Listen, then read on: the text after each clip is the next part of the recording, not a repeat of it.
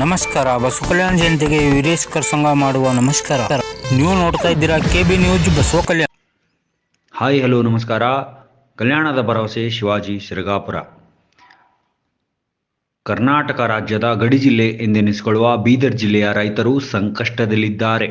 ಸರ್ಕಾರ ಇತ್ತ ತಿರುಗಿಯೂ ಸಹ ನೋಡದ ಕಾರಣ ರೈತರು ಕಪ್ಪು ಪಟ್ಟಿ ಧರಿಸುವ ಮುಖಾಂತರ ಪ್ರತಿಭಟಿಸಿದ್ದಾರೆ.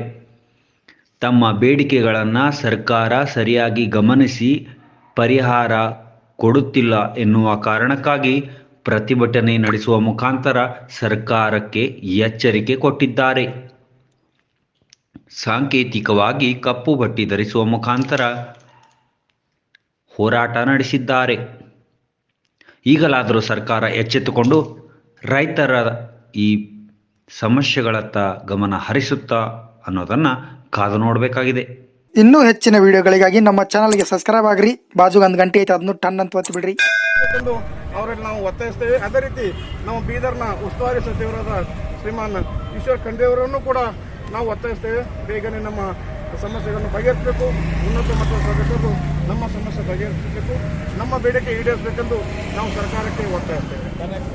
ವೀರಭದ್ರಪ್ಪ ಉಪ್ಪಿನ್, ನಿರ್ದೇಶಕರು, ಕಾರಂಜ ಮುಳುಗಡೆ ಸಂತ್ರಸ್ತರ ಹಿತ ರಕ್ಷಣಾ ಸಮಿತಿ. KB ನ್ಯೂಸ್ ಬಸವ ಕಲ್ಯಾಣ ನೋಡ್ತಾ ಇರಿ. ಕರ್ನಾಟಕ ಬೀದರ್ ನ್ಯೂಸ್.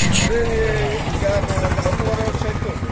27/2022ರಿಂದ 2023 ಬಂದರೆ ಅದರ ನಮ್ಮ ಬೇಡಿಕೆಯನ್ನು ಈಡೇರ್ತಾ ಇಲ್ಲ. ಬೆಳಗಾವಿ ಅಧಿವೇಶನದಲ್ಲಿ ಕರೆಸಿದವರು, ಮತ್ತು ಕಾರಂಜ ಸಂಸ್ಥೆ ಡೆಲಿಗೇಷನ್ ಕರೆಸಿ ಏನಂದ್ರೆ ಏನಂದ್ರಿಂದ ಅವರು ನಮ್ಮ ನಮ್ಮದೆಲ್ಲ ಇನ್ನೂ ಬೇಡಿಕೆ, ಯಾಕಂದ್ರೆ ಅವ್ರು ಎಲ್ಲರೂ ಗೊತ್ತದ ಎಷ್ಟು ಕೇಳಿದೆವು, ಎಷ್ಟೆಲ್ಲ ಮೊದಲಿನಿಂದ ನಾವೆಲ್ಲ ಮನವರಿಕೆ ಮಾಡಿದೆವು. ಮಣ್ಣು ಹೋದಾಗ ನೋಡೋಣ ಎಲ್ಲ ಚರ್ಚೆ ಆಗ್ಯದ. ಈಗ ಮತ್ತೆ ಇದು ನಮ್ಮ ಸಿದ್ದರಾಮಯ್ಯವ್ರ ಹತ್ರ, ಈಗ ಸಿದ್ದರಾಮಯ್ಯವ್ರು ಬಂದಿರೋದು ವಾರ್ತೆಗೆ ಅವ್ರಿಗೂ ಭೇಟಿಯಾಗಲ್ಲ. ಕಾರ್ಯಕ್ರಮ ವಿಷಯ ಘೋಷಣೆ ಮಾಡಿದ್ದಾರೆ. ಅದರ ಎಲ್ಲ ಇಲ್ಲಿ ಅವ್ರು ಇಚ್ಛಾಶಕ್ತಿ ವ್ಯಕ್ತ